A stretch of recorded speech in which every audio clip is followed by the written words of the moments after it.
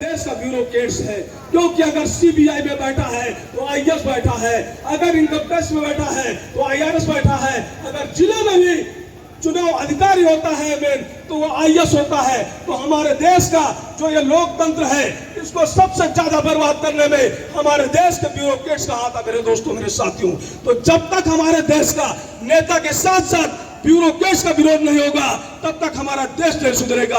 क्योंकि आप जानते हो कि अगर प्रधान घोटाटेक होता है तो घोटाला कौन करवाता है? ये सरकारी जो नौकर हैं, नौकरशाह बैठे हुए हैं, ये उससे कहते हैं इस तरीके से नहीं इस तरीके से करिए और घोटाला वही कराते हैं। तो मेरे देश का जितना जो है बदमाश नेता है उससे कहीं ज्यादा बदमाश हमारे देश का ब्यूरोक्रेट्स है।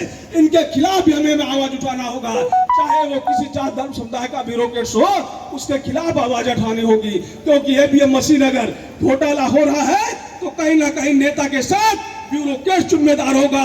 और दोस्तों मेरे साथियों, आपको ध्यान में रखना होगा कि हमारे देश का आज ब्यूरोक्रेट भी चोर है और उतना ही जिम्मेदार है जितना कि नेता उतना ही ब्यूरोक्रेट जिम्मेदार है। इसी के साथ अपनी वाणी को विराम देते हुए जय भीम, जय भारत, जय संविधान।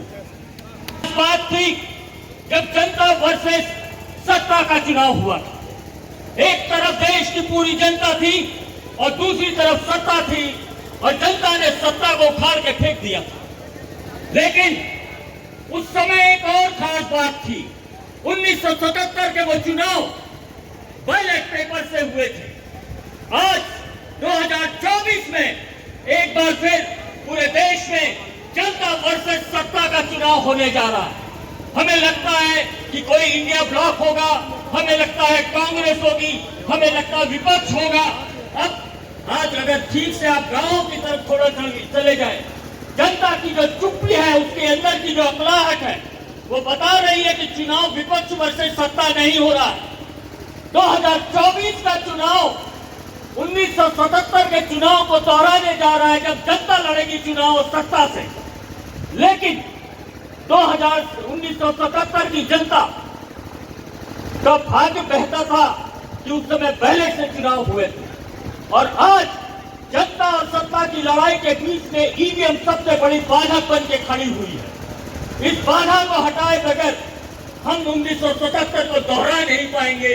1977 में जनता की चुनौती पड़ी थी, संविधान को चुनौती दी गई थी, जनता सड़क में आई थी और सत्ता को उसके मुंह की खानी पड़ी थी। 2024 एक बार फिर 1977 को दोहराने जा रहा है या किसी पार्टी के पक्ष में नहीं। दरअसल 2024 का चुनाव 3 लोगों का पूरे देश के खिलाफ भी है। 2024 का चुनाव अगर फिर से जीत करके तीसरी बार में सत्ता आ जाती है तब विपक्ष को छोड़ दीजिए, खुद उनकी अपने ही जितने सहयोगी हैं वो भी नहीं बचे।